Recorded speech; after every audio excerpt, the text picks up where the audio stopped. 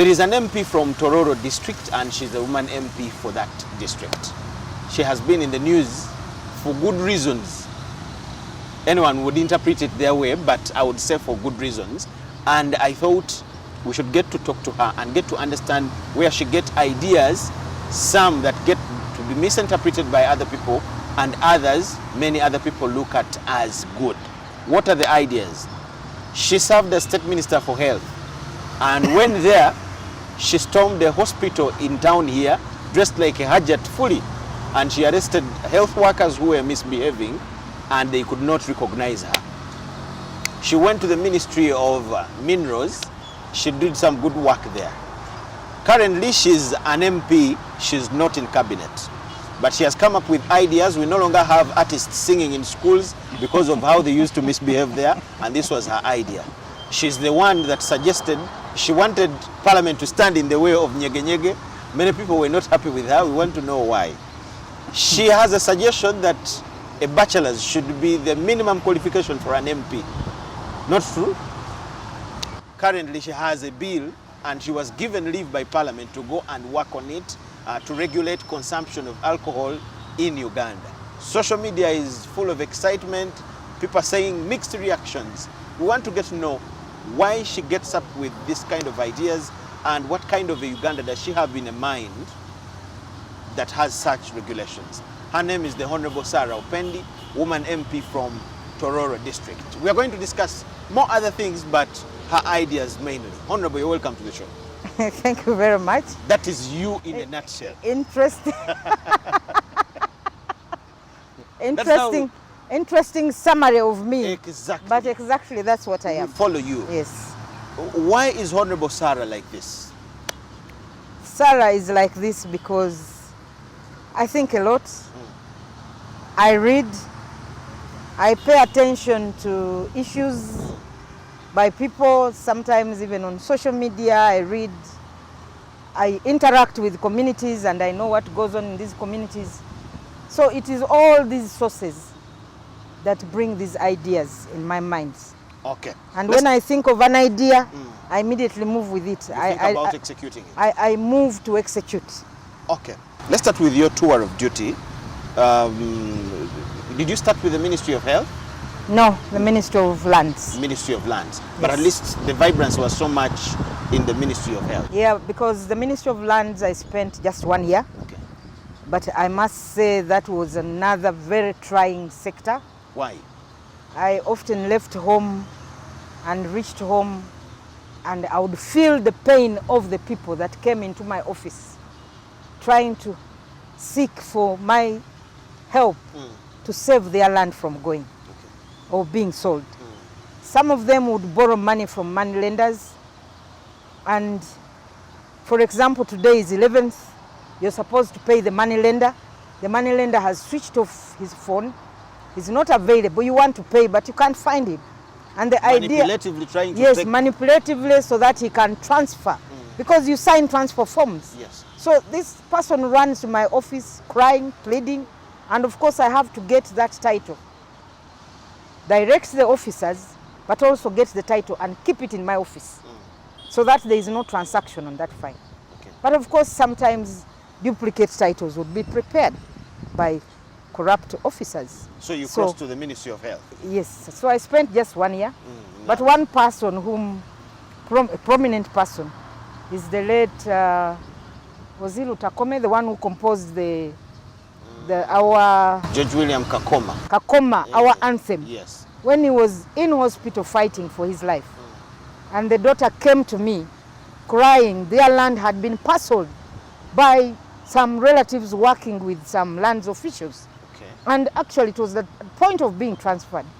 So I called all these officers. We actually looked, found the documents had been submitted, change of title, with the photographs. So I had to keep the file in my office. So I would leave the ministry with people's tears in my head, and it was quite stressful. So I then moved to the Ministry of Lands. So the land fights are true stories. Yes, they are true stories. You have seen live. The thuggery, connivance by some officials, not all, some officials within the lands ministry. was real. But now you crossed to the Ministry of Health. How would you describe your tour of duty there? I was in the Ministry of Health for 8 years. Another interesting, also stressful Area of work. But interesting, but stressful. Yes, stressful. Those are two contradicting words in one statement. It's interesting because it's good to provide service. And this is being a service sector, you had to ensure that services are provided.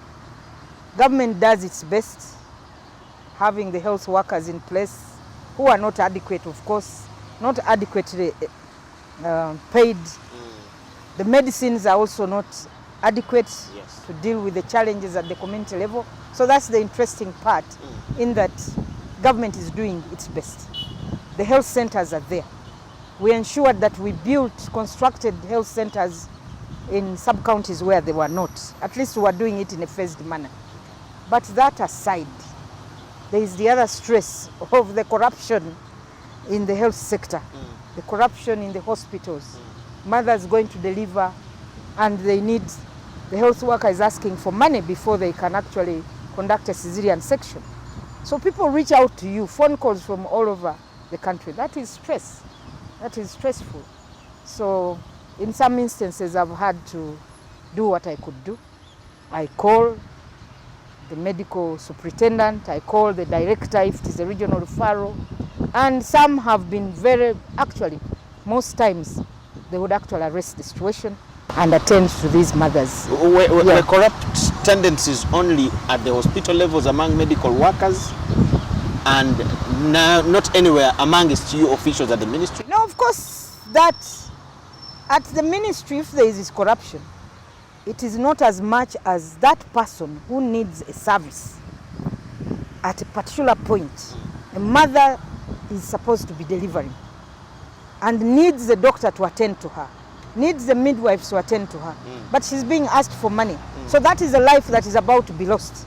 So the corruption in the health sector may be there, but it's not as, it does not affect directly the ordinary person. Okay. So you would not get phone calls that, oh, this person is about to do this. Of course, we had cases, and action was taken by transferring some of those officers in procurement and so on. But I don't want to get there, because that one does not directly affect the ordinary person who would need the service immediately.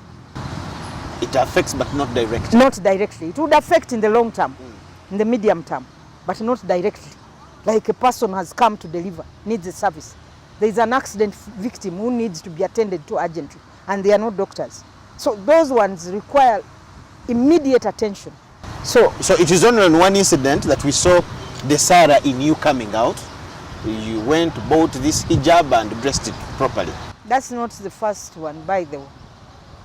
My very first you had done act this of before? such, yes, I did. I've done this before. I went to, there was a health center in Uganda'S where some people called me and said they were paying for immunization services, which were supposed to be free. And the health workers would, the nurses now, would intentionally delay the mothers. They would not attend to them. So that's when there are many, now you have to pay. If you want quick service, you have to pay 2,000 shillings. And people were paying the 2,000 to get, so that they leave the health center. So I said, okay, I would find time and pass there. And I passed there one Friday. I was actually traveling up country for work. I think we were going to Busia. Yes. So I passed there one morning and got somebody who took her child there for immunization. We gave her 2,000 shillings and she went and sat. And when she said she had sat, she wanted to leave, they said, if you want to leave, pay money. So she had to pay. And then she called and said, this is what I have done. So we went in and actually arrested the health workers. Then. There were some few media houses that picked it and actually ran the story. We were going into elections of 2016. So I think this was 2015. So this particular health worker later, of course, I think was interdicted and she left, went for Cheo out of the country. And unfortunately, I think somebody called me last year. You remember this health worker? Yeah, I think she passed on. Oh. Yeah, yeah.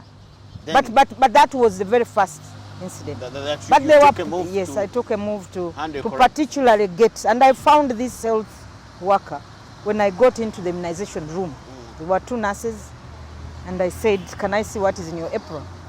Money, folded, 2,000 collected, all thrown in there. Then let's go to the Ministry of Mineral Development. For how long were you there? The Ministry of Mineral Development, I was there from December 2019 to 2021. Okay, there is a lot of drama and talk about gold. How did you maneuver the situation in that ministry?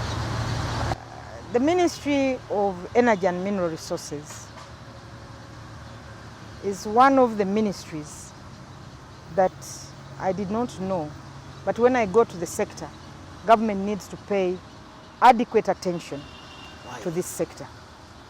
Uganda is mineral rich. Yes. And being mineral rich, we have gold, we have all kinds of minerals, not just gold. But government is not getting as much as it should be getting from this sector. Really? And therefore relying on you and me to pay taxes, yet this sector would be a game changer. A lot. A lot of it. So I found a lot of artisanal mining, unorganized, but also a lot of chaos by those who think they are connected and therefore would go in and even drive out people with licenses. You have a license to do mining here, but somebody, because he's highly connected, working with the corrupt Minerals Protection Police then, yes, take over this site and they're there mining. The owners are out crying. So these were some of the big challenges, but also that artisanal miners needed to be organized. And government, while the president is talking about trillions of shillings in gold revenue, yes, that's not our money. It's not our money. It is trillions in export, but it's not our money. We are getting almost maybe 200 billion only out of. Yet we would be getting that money ourselves. Much more, yes, much more than what we are actually earning. So who is siphoning and taking away? The owners of the gold, the mafias in the sector, there are many. But mining and also, taking it out. yes, but also, you know, when the president issued a directive, yes, that we should mine gold, refine gold, refine it and not export the raw gold to 99.9% pure before export. That created room for our gold to find its way out of the porous borders, because not everybody refines this gold. So the gold is sold to neighboring countries. Honorable, let me ask. Yes. How many parts of Uganda have gold? Gold is in most parts of Uganda, Mubende, Kasanda, Central region. Yes. It is in the Buhweju area. It is in Kasese area. We have gold in northern Uganda, Kitgum and so on. We have gold, huge deposit of gold in Busia. We have huge deposit of gold in the Karamoja region.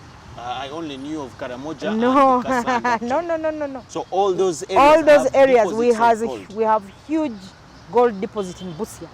And I was actually happy with the company which is there. I forget the name, but they have a license and they are putting up what a real gold mine should be in an organized environment. How is it with possible? Machinery, you know, getting the real gold, not this what is being done today. But also, once that gold is got, refined, there must be some tax before export. Yes. Yes, so that the country can benefit from it. Honorable, how is it possible that government, you said government does not know how much of the gold that we have in the country. How is that possible that government may fail to know how much of the minerals that we have and how beneficial they can be to us in Uganda? Yeah, first of all, How can government fail to know that? you must know the silence that is in this department. The geology department, there is a lot of silence about what goes on there. I think you didn't even know until I went there and made a lot of noise. People didn't know about What much causes about the this. silence? Is it the Chiganda way? Because Baganda have a belief on you may get No, they are choked. not eating. Okay, The what people is who are happening? eating or getting this money and, you know, taking the money away, and government is not benefiting. When government put in place, the president had a good idea of creating the Minerals Protection Police. Minerals Protection Police. So this Minerals Protection Police is supposed to work with the geology department to ensure that we protect whoever is mining. There must be a system of recording what you have gotten out Yes. for purposes of generating revenue. But unfortunately, this Minerals Protection Police now became an authority of its own, not working with the department, not working with the ministry, which has the overall responsibility of supervising the sector. And they were doing their own things, working with the other illegal miners. Yes, that's what was happening. And because they were working with illegal miners, it was difficult for you to even know what was going on in most of these areas where there was illegal mining. And most, by the way, of the areas where there is gold mining, there is illegal mining. Apart from a few artisanal miners that were organized, like in Buhweju, the confusion in Kansanda was too much. I don't know what is happening there now.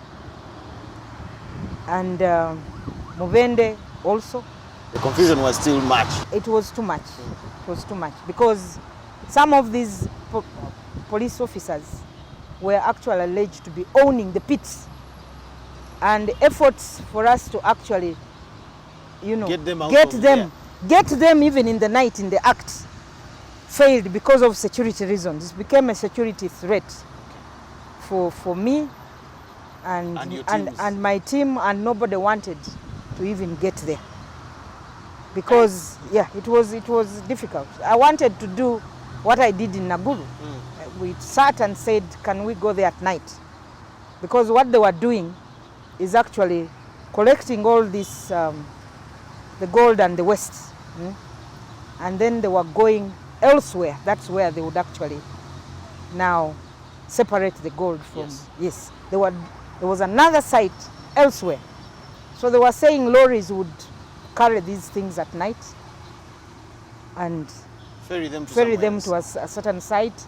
We had all that information. We tried to sit with some security teams, and people just put up their hands because of the kind of people who were involved in this. What kind of reports did you use to present to your boss, His Excellency? No, I informed the president about all this, and fortunately, he actually had to do his own investigations using the anti-corruption unit at the State House Anti-Corruption Unit, and the president was actually aware, and he actually convened the meeting and acknowledged that he thought I was just talking. But his own investigation showed him that there was a problem in this sector. Yeah, and I think, you remember, I want to thank Deputy IGP Lokech, because when he came in the late, he actually took up the matter and had to reshuffle, removed all the Minerals Protection Police, put in new staff. Unfortunately, he passed on just about a month after that action. So, and I also left the sector, so I don't know what is happening there. You don't know what is happening. I don't know what is happening there. But this is a sector yes, that would bring in a lot of revenue for this government. We had actually gone to Tanzania and benchmarked, because Tanzania has an organized system where gold is mined. From here, within there is Uganda Revenue Authority, there is the buyer, You get it? Yes. And everything, one-stop shop. So you get your gold, the buyer is there, the URA is there, they weigh, tax this person, and he walks out with his gold. That's the system in Tanzania. And when they had these centers created in different parts where there was mining, they were actually able to double their revenue by over 250%. So that is the system that we wanted to have here. But we also had to work on the law, because the Mining Act that was in place also had gaps, and it did not have punitive penalties for those illegal miners. It did not have a provision for artisanal miners, and we had to come up with a new bill. Fortunately, this bill was passed in December, and I'm glad that His Excellency the President has assented to the Minerals and Mining Bill, which is now an act. Okay. Yes, so that will go a long way in organizing the minerals sector if the goodwill is there.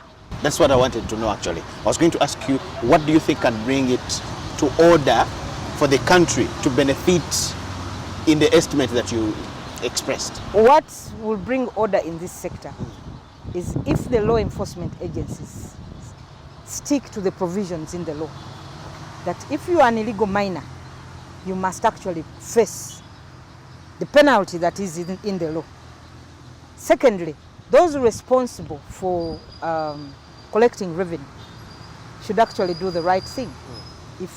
But also those centers, as I said, the market, the gold markets, where there is government, Uganda Revenue Authority, the police and everybody, and the buyers all in one center, those markets must be established. And of course, it requires a lot of investments in that government must put in money to put in place the necessary infrastructure, the human resource.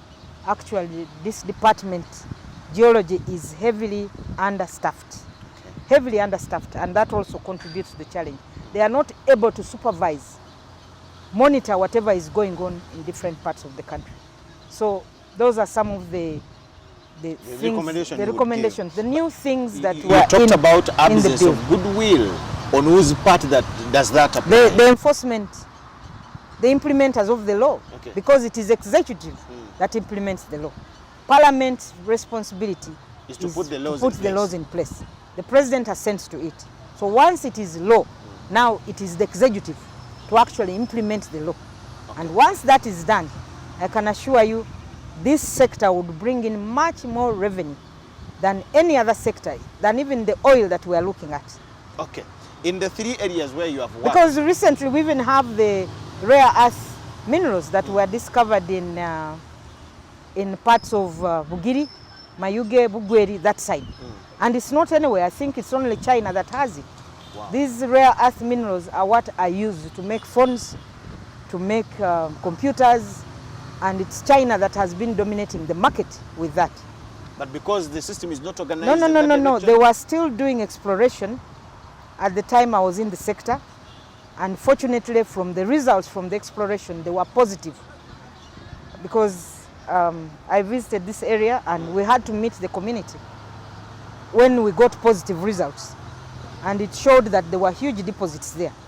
So it's not only the gold, we have that, we have tin, we have iron ore, which is actually not being, it is being illegally exported to Rwanda because we stopped exports of, the president stopped export of unprocessed minerals, and yet we don't have companies that can actually Honorable, we're going to take a short break. But as we go for the break, you are in the 3 areas of your tour of duty, Ministry of Lands, Health, and now the mineral sector. Whatever we have discussed have an element to show abuse of office, an immense presence of abuse of office in all our sectors, and you are a witness based on what you have shared. What do you think? Do you think we can wake up one day and that is history? And what can be done to have a system that is clean of all that? Because it is stopping us to have a country that is on a straight line of movement. Now the president needs to be supported. When he talks about fighting corruption, yes, he needs to be supported. Who is failing him? the people responsible for implementing. The president cannot implement. But also the president should stick to his word. If you talk about fighting corruption and then you again say go slow,